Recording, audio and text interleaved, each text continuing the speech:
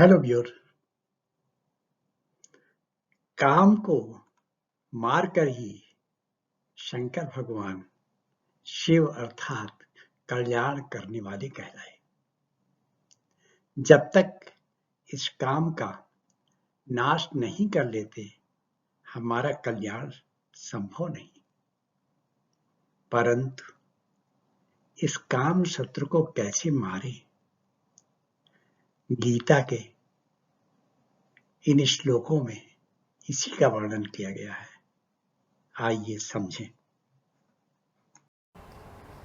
इंद्रियाणि मनोबुद्धि रस्याधिष्ठानमुच्यते एतैर्विमोहयत्येष ज्ञानमावृत्य देहिनां तस्मात् त्वम् इंद्रियाण्यादौ नियम्य भरतर्षभा पापमानं प्रजह्येनं ज्ञान विज्ञान नाशनम।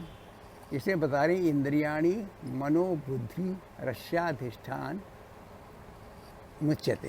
कहने के इंद्रियां जो हैं वो क्या है, मन और बुद्धि के अधिष्ठान हैं। मतलब अधिष्ठान जो बैठने की जगह, रहने की जगह, प्लेस करने की, इंद्रियों के ही द्वारा ये सब काम कराते हैं। तो मन और बुद्धि के यही अधिष्ठान है और इससे ही जो है विमोहित हो जाता है आदमी, जो मोहित हो जाता है। एतैर विमोह यतेश ज्ञान में आवृत देखना। जो भी प्राणी है, जो आत्मा है, उसको शरीर, जो शरीरी आत्मा है वो उसके ऊपर जो आवरण जाता है, शरीर आत्मा को छू नहीं पाते हो, तो ज्ञान ढक जाता है, तो आप जो है अपनी आत्मा की बात सुन ही नहीं पाते हो। तस्मात् इंद्रियाण आदौ, इसलिए इंद्रियों को, इंद्रिय आदि को नियम में अपने के कंट्रोल में लाओ, उनको नियम में बांधो। पाप मानम प्रजह्येनम, ये ही पाप के कारण हैं, ये पाप को पैदा करते हैं। और ज्ञान विज्ञान नाशनम, और ज्ञान विज्ञान के यही नाशक हैं। तो आप अपनी इंद्रियों को नियमित रखोगे, कंट्रोल में रखोगे, लगाम लगा के रखोगे तो घोड़े इधर उधर भागेंगे नहीं। इंद्रियां तो घोड़े हैं तो ये भाग जाएंगे नहीं, तो आप इनको लगाम लगाओ तो भागेंगे नहीं। कहे जाते इंद्रिया मन बुद्धि इसके अधिष्ठान, कहे जाते इंद्रिया मन बुद्धि इसके अधिष्ठान, देहधारी को विमोहित कर रहा ढक सदा ज्ञान। इसलिए आरंभ से ही संयमित कर इंद्रियों को, इसलिए आरंभ से ही संयमित कर इंद्रियों को, काम पापी मार ज्ञान विज्ञान नाशक इसको मान। ज्ञान विज्ञान को नाश करने वाला है, जो हमारे ज्ञान का नाश करने वाला है। इसलिए काम पापी को ही तुम मारो और कुछ नहीं कर सकते। काम पापी को जब तक नहीं मारोगे तब तक जो है नहीं कुछ कर पाओगे।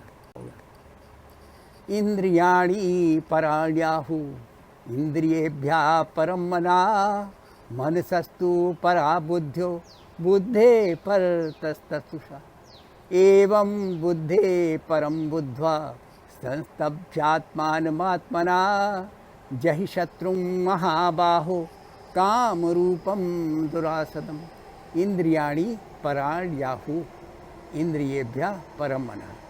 उसने कहा लगा इंद्रियां जो बहुत परे हैं, मतलब आप इन खाली आँखों नाक कान को इंद्रियां मत मानो।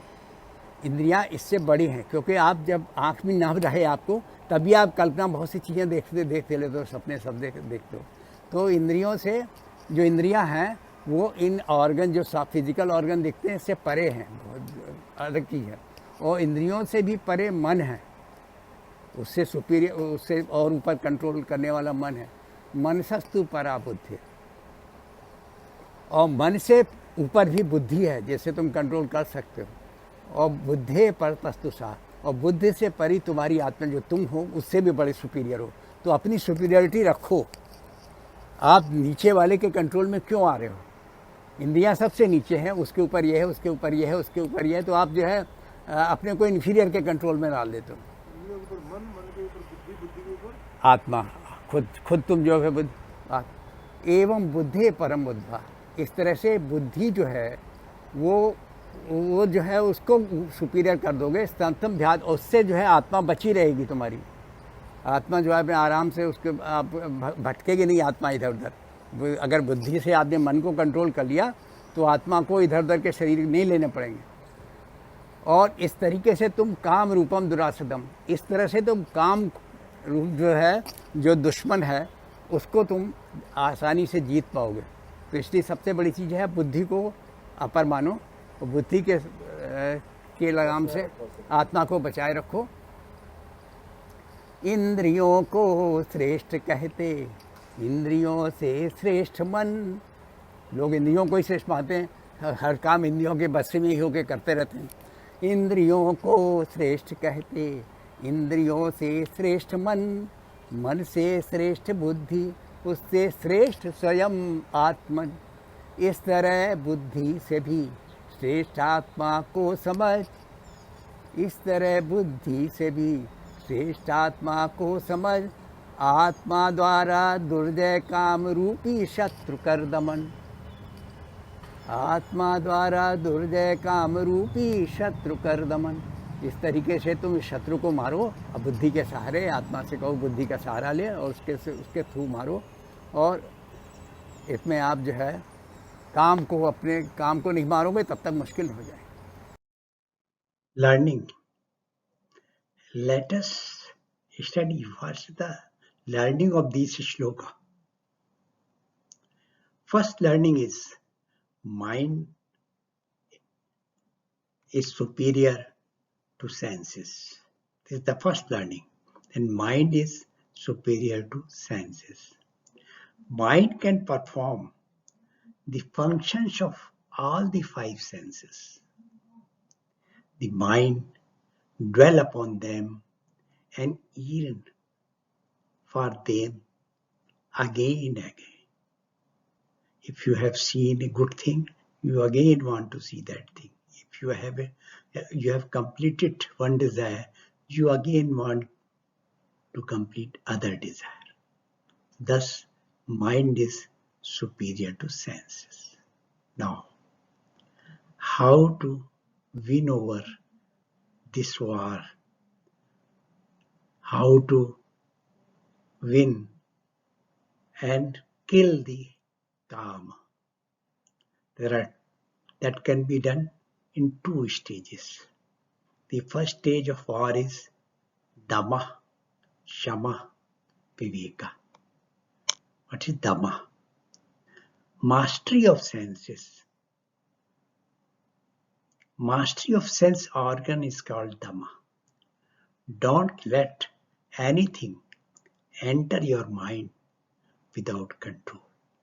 That is, you should control your sense organs. Then what is Shama? Shama is discipline of mind and thought pattern. An undisciplined mind has a tendency to let it wander. So they can be attracted to anything. That is why you have to pacify your mind, discipline your mind. And the third way is the Viveka. What is Vivek? Vivek is discrimination, understanding that finite plus finite is always finite. Insecurity plus insecurity is always insecurity. So you should discriminate between good and bad. Then second stage of war is self-awakening. What is self-awakening? You should consider yourself to be complete. Om Purnamida Purnamidam Purnat Purnamaduchyate Purnasya Purnamadaya Purnameva Vashishyate. You are always complete. You do not need anything. If this self-awakening comes, then you can fight successfully to win over the kama or desire.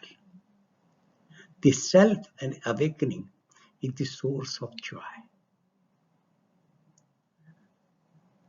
If you have realized that you are complete, It means you have become a source of joy.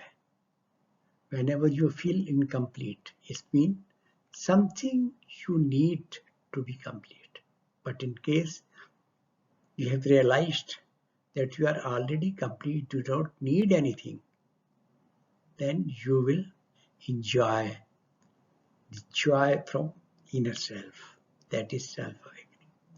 And when your self is awakened, you are Shiva. It means you can enjoy and you can let others enjoy and you can make others enjoy. Friends, if you like this video, please like and subscribe so that the notifications of the next video comes to you automatically. Thank you.